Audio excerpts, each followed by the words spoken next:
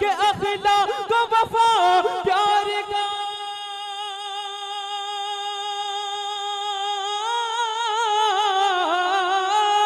اخلاق و وفا پیار کا پیغام نہ ہوتا، ارے دنیا میں اگر مذہب اسلام نہ ہوتا، اسلام نہ ہوتا دنیا میں۔ محترم حضرات، میں نے قرآن کریم کی آیت کا ایک ٹکڑا آپ حضرات کے سامنے پڑھا، جس کے اندر نبی اکرم کو اس بات کی ہدایت دی گئی ہے کہ اے نبی اپنی بیویوں اور اپنی بیٹیوں تمام مسلمان کی عورتوں کو اس بات کا حکم دیجئے کہ وہ اپنے اوپر تھوڑی سی چادر لٹکا لے، یعنی کلام اللہ شریف کی اس آیت میں پردے کا حکم نازل ہوا ہے۔ قرآن پاک کی ایک دوسری آیت کا ٹکڑا ہے وَلْيَضْرِبْنَ بِخُمُرِهِنَّ عَلَى جُيُوبِهِنَّ، اے عورتوں اپنی اوڑھنیوں کو تم سینے پر ڈال لیا کرو، اس آیت سے بھی پردے کی جانب اشارہ ہے۔ مگر دوستو، جب مذہب اسلام کے روشن ستاروں سے کفر والیات، ظلم و جہالت کے بادل چھڑے، بے غیرتی اور بے حیائی کی تاریخیاں ختم ہوئی، قرآن پاک کے عدل و انصاف سے باطل کے لہراتے جھنڈے گر پڑے، مظلوموں اور بے قصوں کو مساوات کو برابری کا درجہ ملا، خاص طور پر ان عورتوں کو جو ظلم و ستم کی چکی میں پس رہی تھی، مصائب عالم کے پہاڑ ان پر توڑے جا رہے تھے، اسلام نے ان کو ذلت و پستی کے غار سے نکال کر بلندی پر پہنچایا۔ ظہور اسلام سے لے کر صدیوں تک مسلمان عورتوں کے بڑائی کے گیت گائے جاتے رہے۔ اگر تاریخ کے اوراق کھولے جائیں تو غیر مسلم عورتوں اور مسلمان عورتوں کی فضیلت اور برتری دکھائی دے گی، لیکن دیکھتے ہی دیکھتے پوری دنیا میں شیطانی ڈنکے بجنے لگے اور مسلمان عورتوں کو مکاری و عیاری کے پھندے میں پھنسانے کے ارادے ہونے لگے، اور مسلمان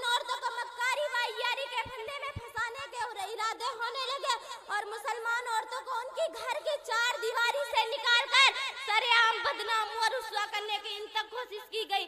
ایسے سماعی محفل بنا کر درندہ شفت انسانوں کے حوالے کیا گئے، پردے کی مخالفت میں لاکھوں شفاعت سیاہ کر دیے گئے کہ ان کی صرف ایک ہی سزا تھی کہ پردے کے گریبان کو چاک اور ریزہ ریزہ کیا جائے، عورت کو بے لگام اور بے حیا چھوڑ دیا جائے اور جو چاہے گل کھلائے۔ چنانچہ خواہشات ان کے پٹھوں کی آرزویں پوری ہوئی اور انہوں نے آہستہ آہستہ مسلم خواتین کو بہکا لیا۔ مسلم عورتوں نے بھی پردے جیسی عجیب نعمت کو پیٹھ پیچھے ڈال کر مردوں کے ساتھ کندھے سے کندھا ملا کر چلنا شروع کر دیا۔ پھر یہ نہ پوچھئے کہ اسلامی معاشرہ کن کن خرابیوں سے دوچار ہوا، کتنی مصیبت اور آفتوں کا سامنا ہوا۔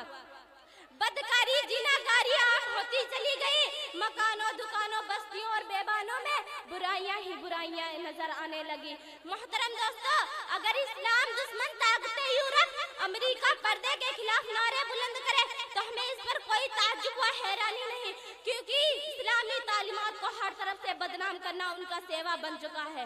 مگر افسوس صدا افسوس کہ آج کی ہماری ہی قومی کے اکثر لوگ جو مسلمان ہونے کے دعوے کرتے ہیں اور محمدی عربی کی امتی کہلاتے ہیں، وہ بھی اسی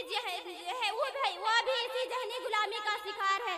خاص طور پر انگریزی تعلیم یافتہ طبقہ اسی میں زیادہ مبتلا ہے۔ پردے کے معاملے میں اسلام دشمنوں کے ساتھ ہے اور انہی کے دوست بدوست چل رہا ہے۔ کسی شاعر نے ایسے ہی لوگوں کے بارے میں کہا ہے کہ انہی کی محفل سنوارتی ہوں چراغ میرا ہے رات ان کی، کہ انہی کی محفل سنوارتی ہوں چراغ میرا ہے رات ان کی، انہی کی مطلب کی کہہ رہی ہوں زبان میری ہے بات ان کی۔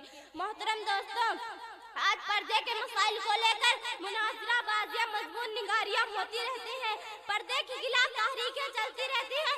پردے کو ایک بہت بڑی ناانصافی کہا جاتا ہے۔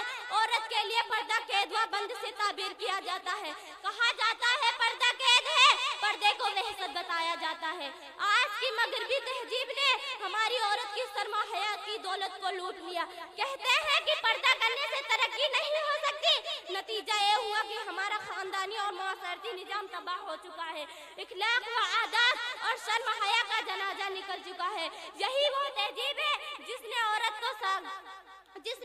کو چراغ خانہ بنانے کے بجائے اس کے اندر سمائے محفل बनने का जज्बा उभारा। रिवाजी बेहजाबी खुशनुमा कांटों की बाला है, रिवाजी बेहजाबी खुशनुमा कांटों की माला है, नई तेजीब से होशियार तारीख उजाला है।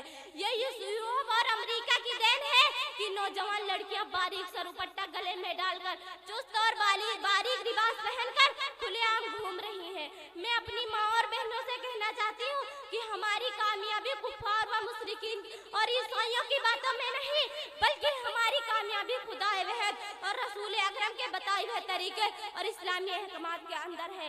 हमें अक्ल का चिराग गुल करके नफ्स के पीछे भागने और मगरिब की बदतहजीब औरतों की नकल करने की जरूरत नहीं। हमारी हिदायत कुरान व सुन्नत के बताए हुए तरीके में है।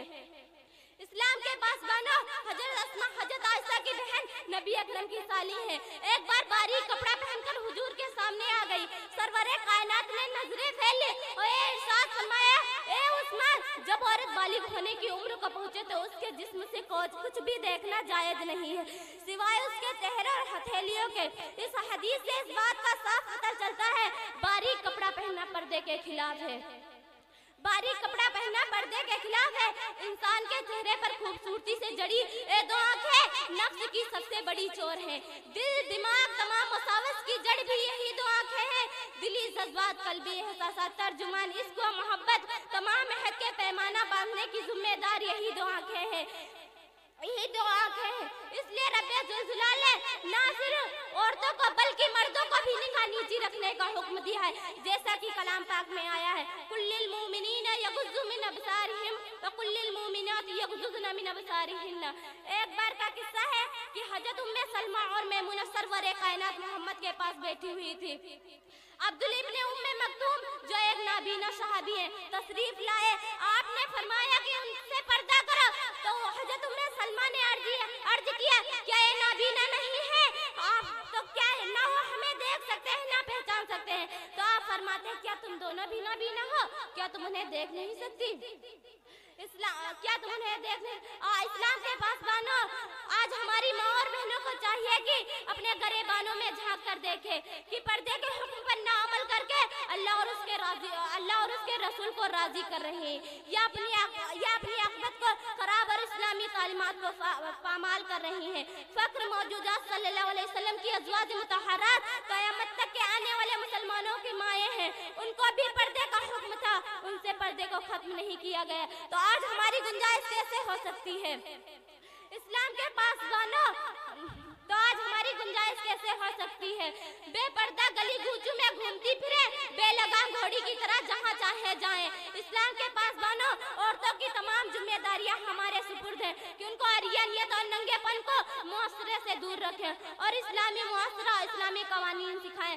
शरीयत मुतहरात में सांचे में ढलने के तरीके बताएं और सांचे में ढलने के तरीके बताएं। वाखिर दाना अल्हम्दुलिल्लाह रब्बिल आलमीन। अस्सलामु अलैकुम व रहमतुल्लाहि व बरकातहू।